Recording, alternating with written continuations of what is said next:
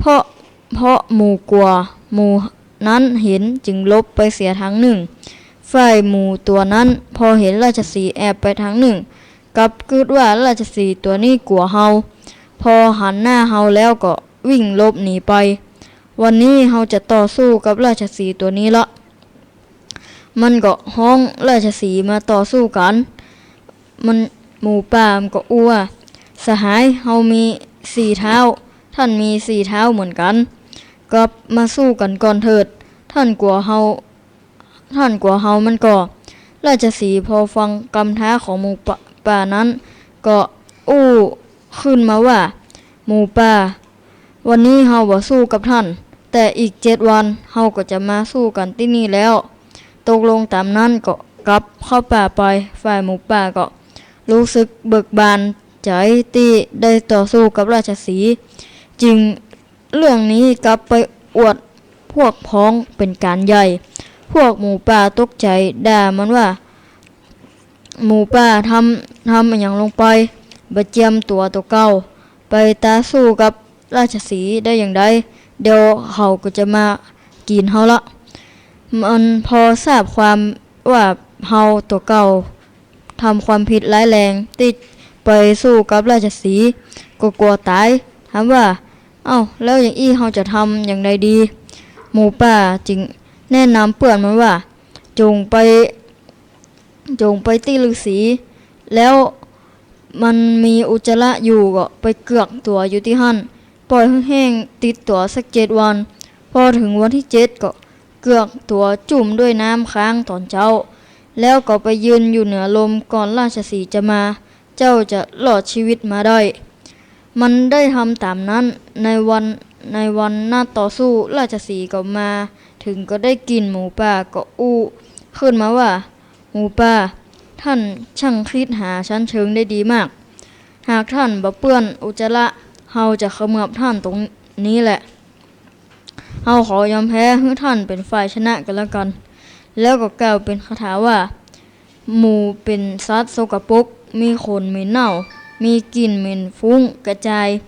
หากประสงค์จะสู้กับเฮาจะขอยกชัยชนะให้กับท่านว่าแล้วก็กล่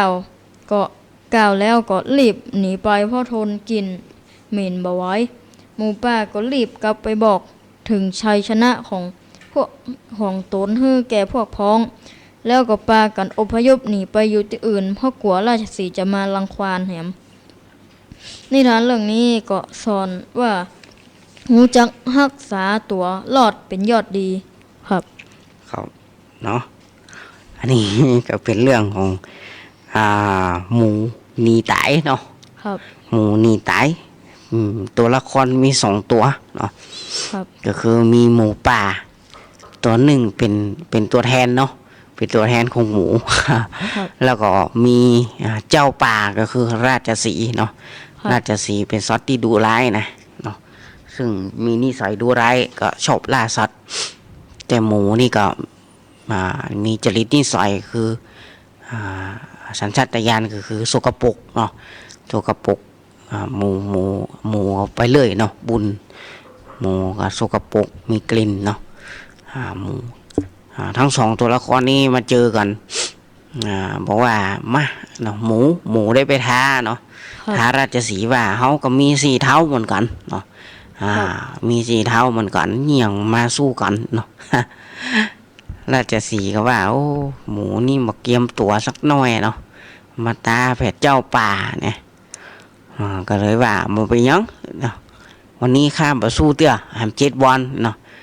ราชสีห์ได้บอกหมูว่าแหม7 วันค่อยมาเนาะมาปะกันที่นี่เนาะมาสู้กันหมูป่าก็โอ้ดีใจเนาะดีใจไปบอกเพื่อนฝูงหมูก็ว่าโอ้5 ตาราชสีห์เนาะ5 ตาราชสีห์ว่าสู้เนาะเจ้าหมูเจ้าฝูงก็เลยได้มาบอกว่าเป็นจังได้เนาะไปตาราชสีห์ตัวเก่าบ่พอตัวเก่าเนาะ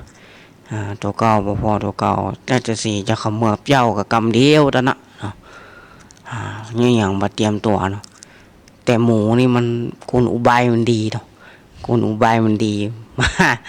มันรู้ว่ามันจะสู้เพิ่นมาได้ก็เอาตัวไปเกือกเนาะไปเกือกกลัวกับ ของเหม็นปัสสาวะอุจจาระของตัวเก่านั่นแหละเนาะหมูเวลาเขาเลี้ยงหมูก็นอนบุญด้วยกันนั่นเนาะ ครับ จริตหมูเนาะหมูครบ7 วันปั๊บมาปะก็ราชสีห์โอ้ราชสีห์ดูนี่รู้เลยเนาะหมูนี่เป็นเจ้านี่สกปรกนะ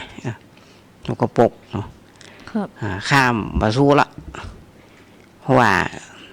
มันอย่างไรมันฉลาดเนาะฉลาดเกมโกงเนาะก็เหมือนกับข้อคิดเนาะข้อคิดในเรื่องนี้ก็บอกว่ารู้จักเอาตัวรอดเป็นยอดดีเนาะ ครับ หมูมันลวกเนาะหมู